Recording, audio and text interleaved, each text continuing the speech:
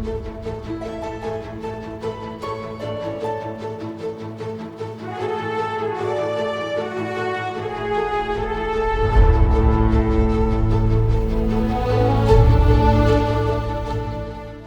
is going on? I thought all the villagers died in this village. That's why I was tearing the village down.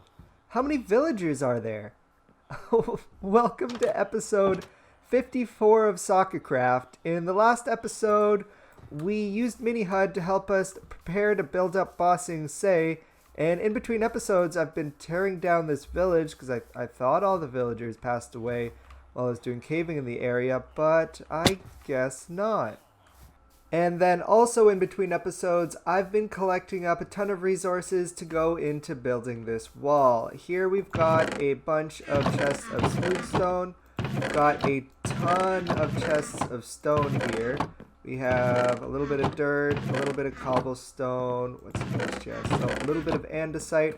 And what's been the most difficult to collect now is the tuff. So I've been working in creative to come up with designs for the Bossing Say walls, and it used to have a lot more tuff in it, but let's just say I've decided that it's not worth it collecting a whole bunch of tuff and spending hours and upon hours, so I'm just going to use a little bit of it. But yeah, this is kind of the block palette that I'm going to go with for the wall. There's going to be the different types of stone. I'm going to still convert this from here, and the smooth stone is probably going to be a pretty prominent feature in the Bossing Say wall as well.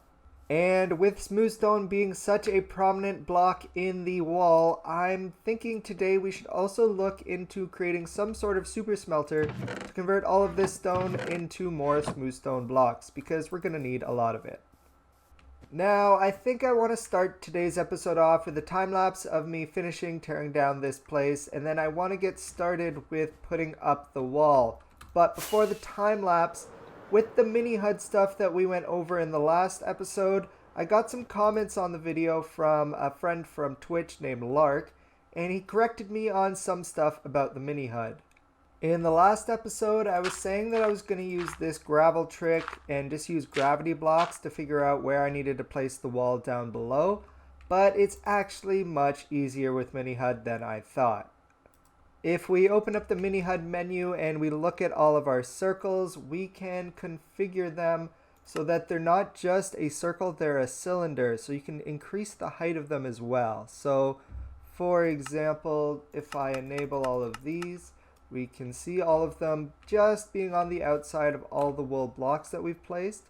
But if I go into the menu, configure it so that it has a height, you can see the one in the center is becoming much taller, and it's kind of creating a wall that you can use to help base everything off of. So now if I were to choose this one here, we can see this one right in front of me is getting a wall. So if we wanted the wall to be, say, I don't know, we'll start off with 50 blocks tall. Now all we need to do is lower the Y, or lower the Y value, probably to about 60. And from there you can see what the wall would look like from the ground up. So now we probably want to make this a lot taller of a wall, so I'll configure this again. We'll go for a height of 150. See how that looks. Alright, yeah, that's looking pretty good. It is a lot taller than I thought. Let's go back down, change it to 100. That's probably a little bit better in the middle. And yeah, this looks great. So this is kind of a image of, this is kind of me picturing what the wall could actually look like. So if I put this in for all of them, let's see what it looks like. And here's what that looks like. We'll open up the menu and you can see I changed the heights so that it would just be reaching. So we've got 81 and 59, so that they're just reaching the top of the wool. And this is kind of what it's going to look like once I get all of the walls in. I think it's going to be really epic. It's a nice, huge area to build. I'll have to do something about this mountain. Might have to delete another mountain. I'm not looking forward to probably having to dig out this mountain, but we'll figure that out when the time comes. And now I think I've been procrastinating enough. Let's get started on building this wall. Let's hop into a time lapse.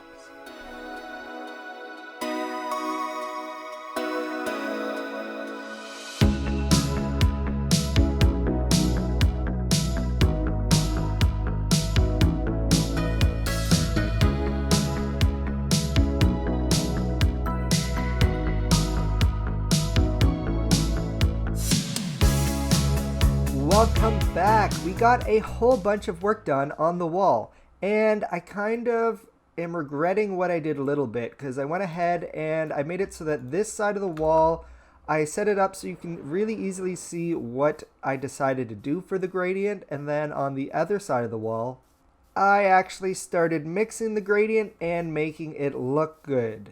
So basically over here, I just have it laid out nice and easy for you to see what the thought process was of me trying to pick which blocks to put in this gradient. As you can see in the time lapse, I first put the andesite blocks up a bunch higher, but then I thought they looked too light, decided to move them down closer to the stone and the smooth stone, and I decided to add the cracked bricks into the palette, and I'm really happy with how it turned out. This wall over here, it's looking a little bit plain, but after I go ahead and do all the gradients, this wall is looking really, really cool. It's going to take me a really long time to get all the way around this circle, but I'm really happy with how it's going so far. And I'm just planning to keep working on this wall on live streams, and look, we've already got a whole bunch more of wall done, and I've actually set up to do a little bit more work over here. I really, really wish I just did this wall normally with the gradient so I didn't have to set up all this scaffolding, but I'm going to go back through now, break up a bunch of these blocks, and start making it look like a gradient now.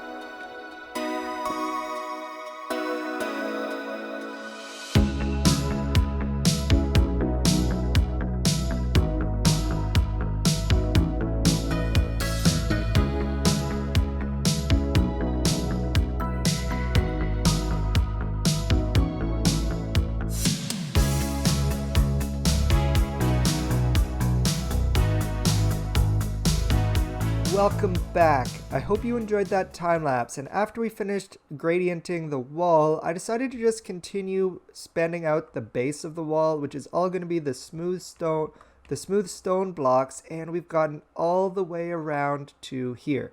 At least I got one layer to there and one layer to there, and we are now all out of smooth stone blocks.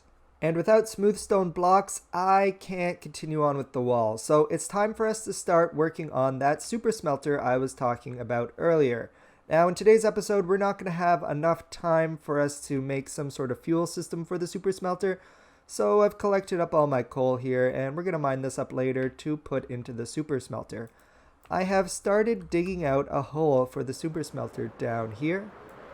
Down here we have a nice big room to start planning and prepping the super smelter, but I do want it to be a very, very big super smelter. So I think I'm going to spend a little bit more time making this room a little bit bigger, collecting up some resources, then we can get started on the super smelter.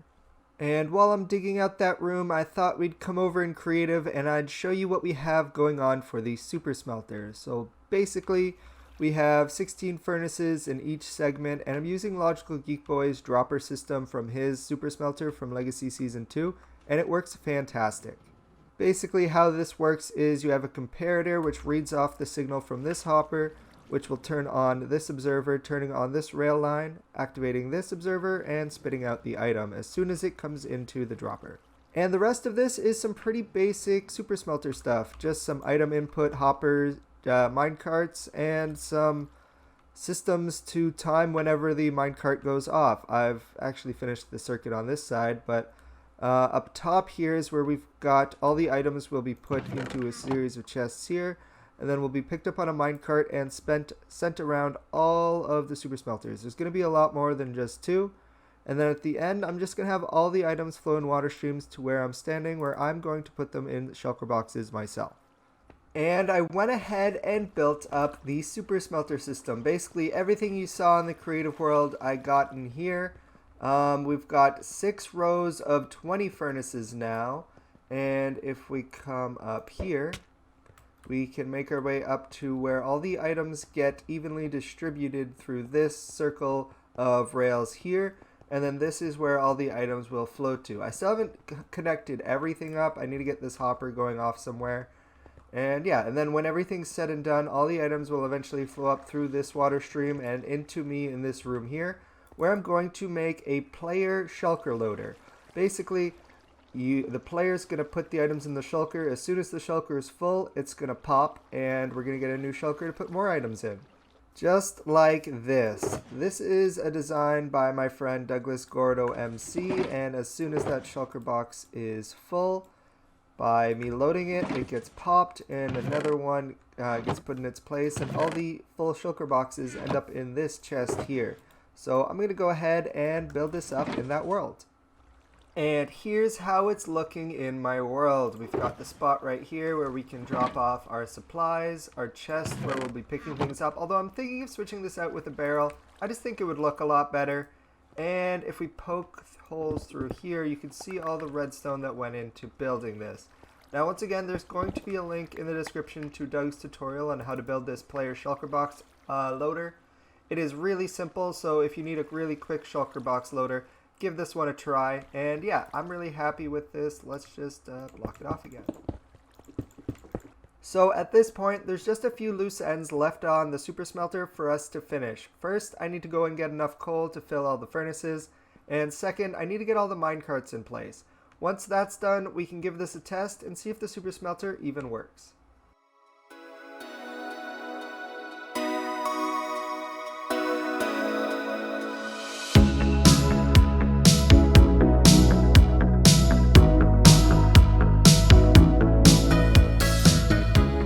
So I collected up all the coal and had a live stream where I tested out the super smelter for the first time.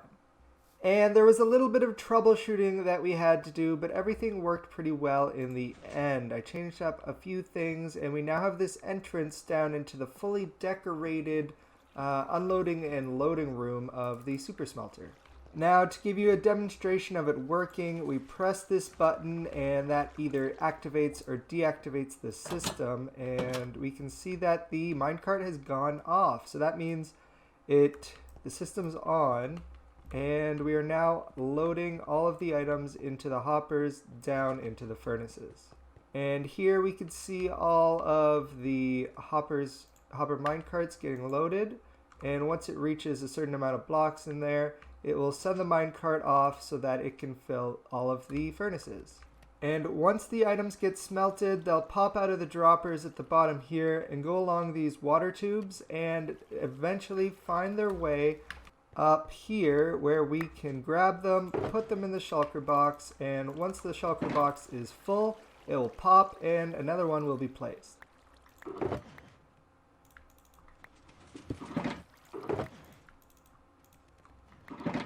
And whenever I want to turn the system off, I press this button and it will turn off the system that loads up the minecart. So now that this has come into place, it will just stay here, and this is now locking this etho hopper clock, which won't allow it to leave station again. So that is pretty much the farm turned off.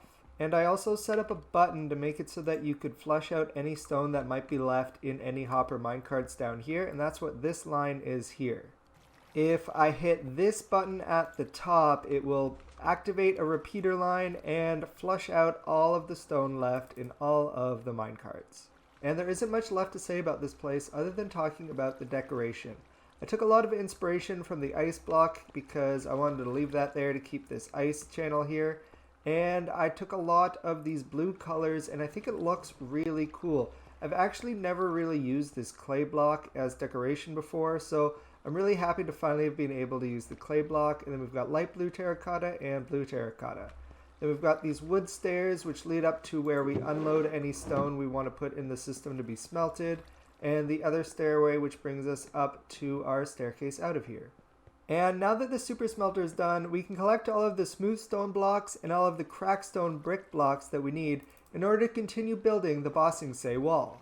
But that's going to have to wait for next time because we're all out of time for today's episode. If you enjoyed today's episode, please consider leaving a like and consider subscribing, and I'll see you guys next time. Water Tribe, out.